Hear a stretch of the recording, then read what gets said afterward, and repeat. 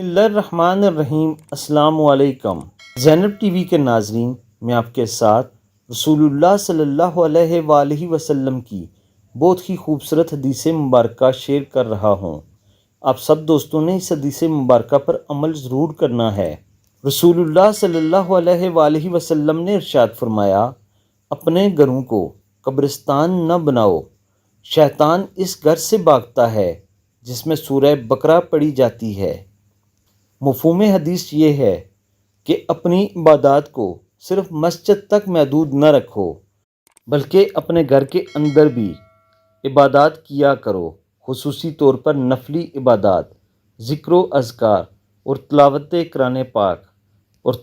قرآن پاک میں خصوصی طور پر سورہ بقرہ کی تلاوت کیا کرو، کیونکہ شیطان اس گھر سے بھاگتا ہے جس گھر میں سورہ بقرہ کی تلاوت کی جا رہی ہو۔ آپ سب دوستوں نے اس حدیث مبارکہ پر ضرور عمل کرنا ہے۔ اللہ تعالی ہم سب پر رحم فرمائے، آمین ثم آمین۔